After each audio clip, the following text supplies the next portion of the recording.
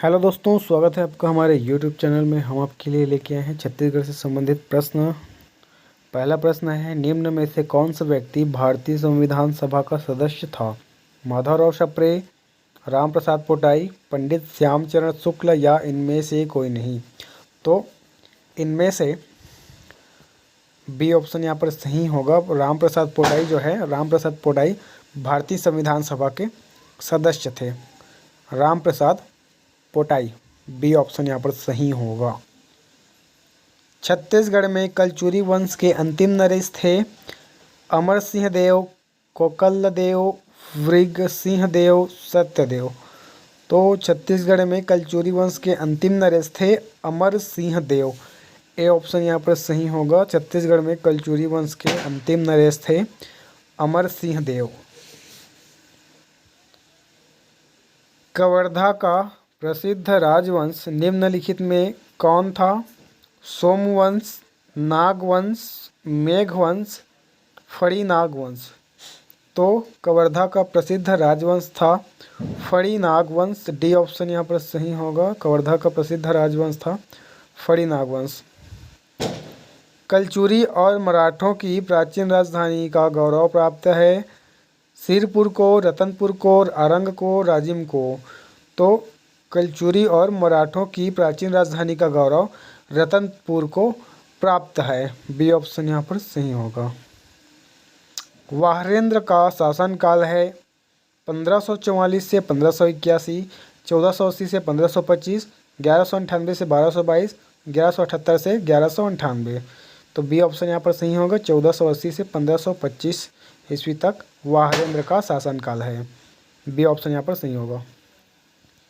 रतनपुर के कलचुरियों को प्रारंभिक राजधानी थी। तो रतनपुर के कलचुरियों की प्रारंभिक राजधानी थी। ऑप्शन है तुमाड़, रायगढ़, रायपुर या इनमें से कोई नहीं। तो रतनपुर के कलचुरियों की प्रारंभिक राजधानी थी तुमाड़। ए ऑप्शन यहाँ पर सही होगा। कलचुरियों की जो है, रतनपुर के कलचुरियों की प्रारंभिक राजधानी तुमाड़ थी।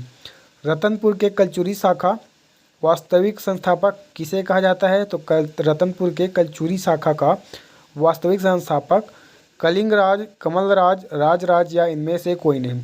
तो रतनपुर के कलचुरी शाखा का वास्तविक संस्थापक कलिंगराज को कहा जाता है। ए ऑप्शन यहाँ पर सही होगा। किस नगर को उसकी समृद्धि के कारण कुबेर फर यानी कि कुबेर का नगर की उपमा दी गई? तुमाड़, रतनपुर, रायपुर या इनमें से कोई नहीं।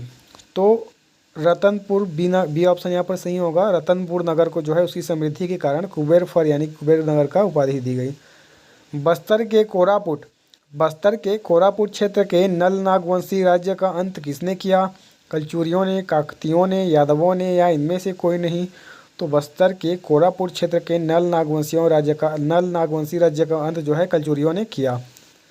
छत्तीसगढ़ का वास्तविक राजनीतिक इतिहास किस राजवंश की स्थापना के साथ आरंभ होता है?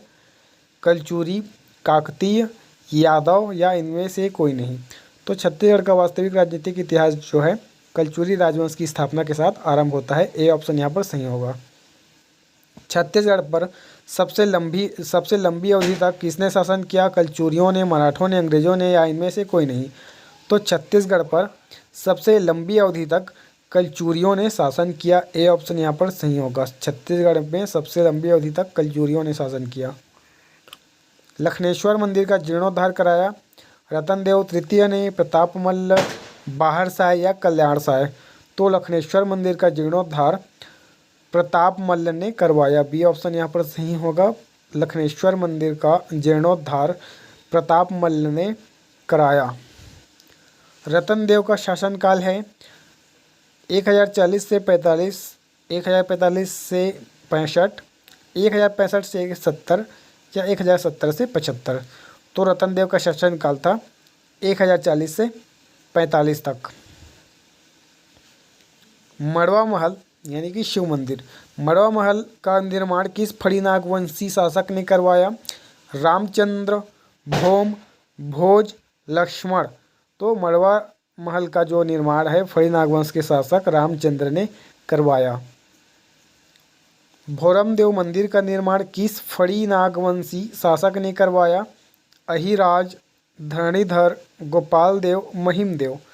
तो भोरमदेव मंदिर का निर्माण गोपाल देव फणी नागवंशी शासक ने करवाया। सी ऑप्शन यहाँ पर सही होगा। छत्तीसगढ़ पर पहला मुस्लिम आक्रमण किया है जहांगीर ने, कुतुब शाह ने, शाहजहां ने या महमूद खिलजी ने। तो छत्तीसगढ़ पर पहला मुस्लिम आक्रमण जो है महमूद खिलजी ने किया।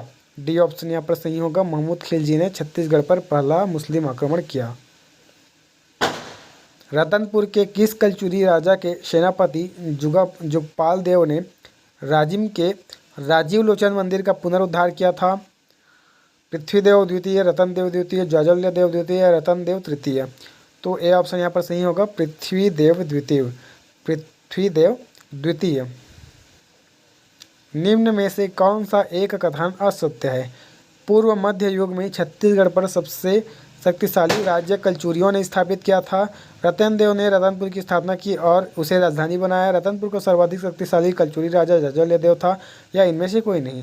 तो उपरोक्त में से कोई नहीं होगा। यहाँ पर डी ऑप्शन सही होगा। निम्न में से काकतीय शासक है अन्नमदेव, हमीरदेव, भैरमदेव या ये सभी। तो निम्नलिखित जो ऑप्शन दिया है इसमें से काकतीय शासक है ये सभी। अन्नमदेव, हमीरदेव, भैरमदेव ये सभी काकतीय शासक हैं। गंगा महादेवी का एक शिलालेख कहाँ से प्राप्त हुआ है? टेमर, बारसूर, त्रिलंग या इनमें से कोई नहीं। तो गंगा महादेवी का एक शिलालेख जो है वह बारसूर से प्राप्त हुआ है। बी ऑप्शन यहाँ पर सही होगा। गंगा महादेवी का शिलालेख बारसूर से प्राप्त हुआ है। छिंदक नागवंश का शासनकाल है 1023 से 1324, 1056 से 1078, 1090 से 1120 ईस्वी, 1079 से 1105। तो राइट आंसर होगा यहाँ पर ए ऑप्शन 1023 से 1324 ईस्वी तक है छिंदक नागवंश का शासनकाल। अगला है निम्नलिखित कथनों को पढ़िए। कलचुरी प्रशासन में राजा के अधिकार सीमित थे। प्रशासन के विभागों का दायित्व अमाल्य मंडल था। राज्य गढ़ों में विभाजित था तथा प्रत्येक गढ़ में 84 ग्राम होते थे। तो कूट में दिया है कौन सा ऑप्शन इसमें से कौन कौन सही है ये बताना है। तो 2 और 3 यहाँ पर दूसरा और तीसरा जो है सही होगा। प्रशासन की दूसरा दिया है प्रशासन के विभागों का दायित्व अमाल्य मंडल था, और तीसरा दिया है राज्य गढ़ों में विभाजित था। राज्य गढ़ों में विभाजित था तथा प्रत्येक गढ़ में 84 ग्राम होते थे। तो दूसरा तीसरा जो कथन है यह सत्य है। तो आज के इतना ही दोस्तों। वीडियो पसंद आए तो वीडियो को लाइक करें, चैनल को सब्सक्राइब करें और बेल आइकन को दबा दें ताकि आपको हमारे नए वीडियो का अपडेट मिलता रहे। तब तक के लिए धन्यवाद। जय हिंद, जय भारत।